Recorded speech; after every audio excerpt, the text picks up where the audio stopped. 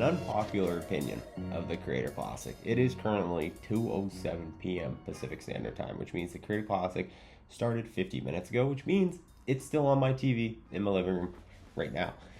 I started watching it, and I wasn't really sure, number one, if I was going to make a video about it. Number two, what it would be about, whether it would be a recap or a reaction or what. It's definitely not a recap because we're only 2 holes in. But it's sort of a general pulse, I think, of what's going on right now with the event, and obviously my take on it. So, first of all, the event looks better, I think, than it did in September. I think it looks better. I think the broadcast feels good. They have a booth vibe. It's a little clunky. Like, they're kind of talking over each other and stuff, and the on-course is kind of talking over the broadcast. But, like, they're not, it's not CBS that's broadcasting this thing. So, it's understandable. But overall, I think it looks, moves, feels, flows a little better than it did in September. So that's good. But just the general, there's a reason why I'm in here 2 holes in, just talking to you guys now. Because I think I've gathered everything I need to gather. All right, something might happen. There might be an exciting finish. One of the Bryan Bros is probably going to push one of the Bryan Bros. And, maybe Kyle Berkshire will sneak in there. Or Gabby Golf Girl, or I don't know, maybe, but I don't know. It just doesn't have a juice level for me. That's I need to watch the ending before I can talk about it because someone's gonna win. 17 will be kind of cool. My opinion on the Classic is this: the event itself isn't bad. The viewing experience isn't bad, but it's not great. It's not. The reason why I don't feel like I need to be watching every second of every shot is because, number one, it feels weird. It just feels weird watching my favorite creators in this environment, and it's not why I watch them. It just isn't. It's not edited like a PGA Tour event on a Sunday, because it can't be. But seeing them in this kind of broken up fashion, it just it feels disconnected. It feels like I'm disconnected from people, that the only reason I watch them is because I feel connected to them.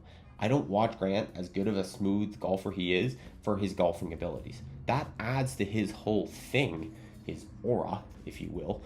But it's not why I watch him. That's why I watch PGA Tour golf, is because I want to see the best golf possible. And that's where this format fits the most.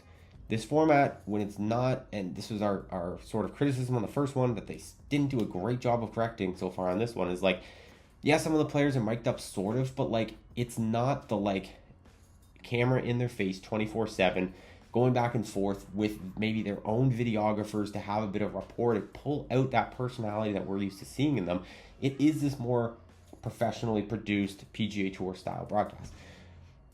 So my point is that I don't think YouTube needs to go into this more central Classic media. I don't think we need to take YouTube golf and make it PGA Tour golf.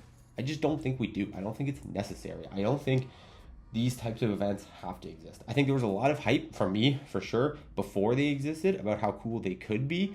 But the more I see these play out, the more I'm just I literally watched the only people, no offense to the rest of the field, but the only people I really care about in this event are Bryan Bros and Grant, because I'm pretty sure those are the ones that are going to be battling for the top, and they're the most popular, and they're definitely the ones drawing the most eyeballs out of anyone in that group by a long shot.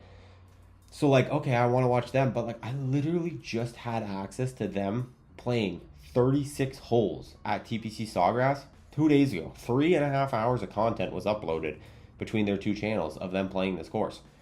So if I want to watch them play this course, if I want to watch them compete, if I want to see who's the best, I had an opportunity to do that. TPC Sawgrass, I should have barred them from playing the course beforehand for the major cut, because it's affecting the coolness factor, in my opinion, of this Creator Classic. There's just nothing left. There just isn't, to me, in my opinion.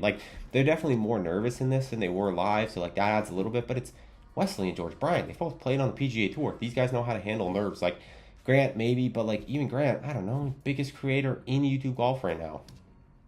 I think he knows how to handle nerves. So it's just, I don't know. There's just something less attractive about it. I still think there's a place for a full-on YouTube golf championships that would be literally all the biggest creators. Who's the best? 18 holes. I think it would honestly be better as a YouTube video though than a live. That's where I've come with this. I think this live broadcast thing, it's just not how I want to watch these guys play golf. It's not why I watch these guys play golf. So, I don't know. That's kind of my take on it. Like, we'll see. I'm sure, again, I'm going to go back. I'm going to eat my lunch. I'm going to watch the end of it. I'm not saying I'm not going to enjoy it. I'm not saying I'm not enjoying it. I just don't think it's necessary. I don't think anyone would be upset if this never happened again. That might be a crazy take, a crazy unpopular opinion. Let me know in the comments below if you guys think I'm silly for that or if you agree with me. That's just kind of how I feel about it. I don't feel like I feel like I could go play golf right now and I'd be fine, you know? But it's kind of my job, so I'm going to finish watching it. But I don't know. Let me know your thoughts in the comments below. I could be looking too far into this as a big YouTube nerd. It's just who I am. Tell me your thoughts. I'll talk to you guys later. Thanks for tuning in. Bye.